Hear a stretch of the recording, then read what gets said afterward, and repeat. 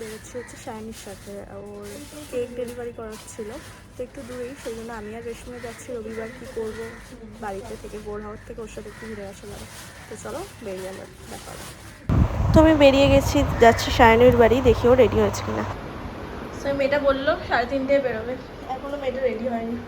তুমি কী সব করে যাচ্ছে কেকের, এই যে কেক কি সুন্দর।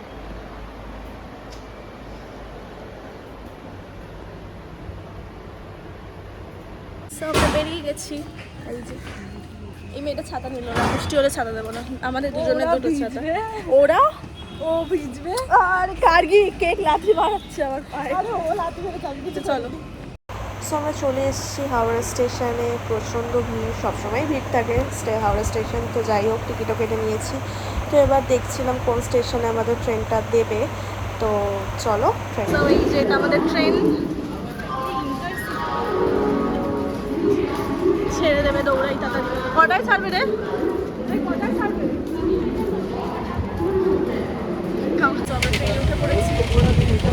আমরা যাচ্ছি হচ্ছে শান্তিনিকেতন না, পাহাড়ে যাচ্ছি, কোথাও যাচ্ছি না, চন্দননগর যাচ্ছি। ও কেক দেবো চলে আসছি, কিন্তু আমরা সবাইকে বলেছি আমরা পাহাড়ে যাচ্ছি। আমরা ব্লগে বলে দিলাম, হ্যাঁ ব্লগে বলে দিলাম। কালকের ব্লগটা সবাই দেখবে। ট্রেনের হর্নটা কেমন যেন ওই ইয়ের মতন, পাতাল রেলের মতন চলছে। মেট্রো বললেও হতো না, মেট্রো না, পাতাল রেলের মতো।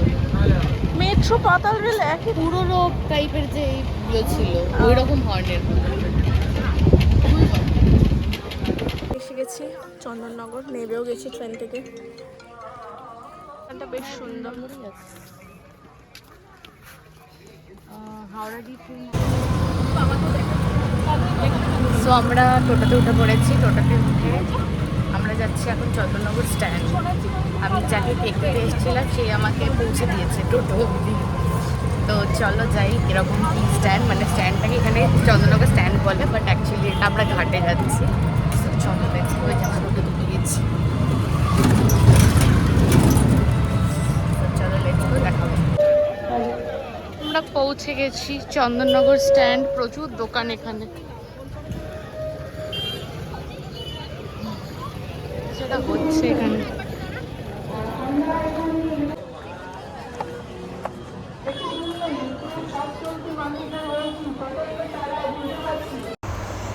সো আমরা ঘাট থেকে বেরিয়ে যাচ্ছি, আর এখানে এত ভিড়ের কারণ হচ্ছে এখানে হচ্ছে মিছিল বেরোনোর ছিল, তো সেই জন্য ফুচকা খেতে এখন এই মেয়েটা খাওয়াচ্ছে।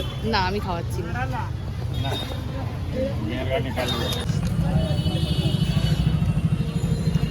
তো আমরা এই চার্চটা দেখতে পেয়েছি আসার সময়, এই চার্চে এখন যাব।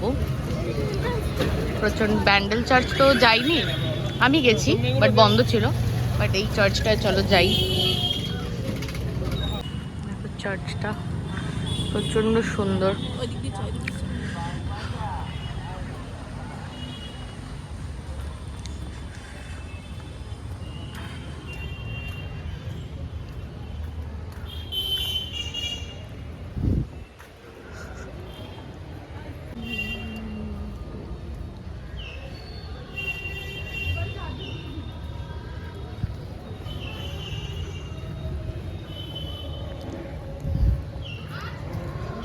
ভেতরে আমার ফল কিনেছি, ফল বলতে পেয়ারা কিনেছি। এত ভালো পেয়ারাগুলো দেখতে কলকাতায় পাওয়া যায় না মনে হয়। হ্যাঁ, কলকাতায় পেয়ারা পাওয়া যায় না, আমরা চন্দননগর থেকে পেয়ারা কিনি। এই পেয়ারাগুলো দেখে চন্দননগরে পেয়ারা খেতে এসছে। হ্যাঁ, ফলগুলো খুব ফ্রেশ ছিল দোকানটাতে, খুব ভালো। ভাবছিলাম একটা পেঁপে কিনবো, আর নিয়ে যাওয়া খুবই ভালো। তো চলো, আমাদের কাজ হয়ে গেছে, আমরা স্টেশনে চলে এসেছি, আর বাড়ি যাবো। কি হয়ে গেছে, ঝগড়া করছে, এই কাশিতে ঝগড়া করছে। এই যে এই মেয়েগুলোকে এনেছি পয়সা নিয়ে তাও এসছে। চলাই চলাই চলাই, এদিকে চলাই। বৃষ্টি শুরু হয়ে গেছে, ভিজে গেলাম এখানে দাঁড়িয়ে।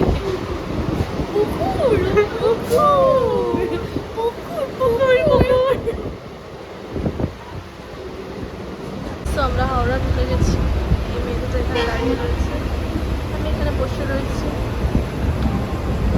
তো ওখান থেকে এবার দেখি কী করে বাড়ি যাই।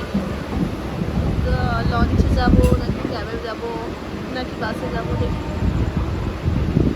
চলো। তো আমরা বাড়ি চলে এসেছি। এই কেকটা কিনলাম, রাস্তায় তো মেয়েটা কিছু খাওয়ায়নি, তাই এই কেকটা কিনলাম। ওর পয়সাই কিনেছি, আমি পয়সা দেবো না। আমার ব্যাগ খুলে দেখাচ্ছি, ফুটো হয়ে গেছে। চলো খেয়ে নিই। সো দেখো, আজকে আমি অ্যাকোরিয়াম পরিষ্কার করেছি। আমার অ্যাকোরিয়ামের মাছগুলো কত বড় হয়ে গেছে, ওইটা তো কত বড় হয়ে গেছে। এরা এখন খাবার জন্য এরম করছে, খিদে পেয়ে গেছে ওদের।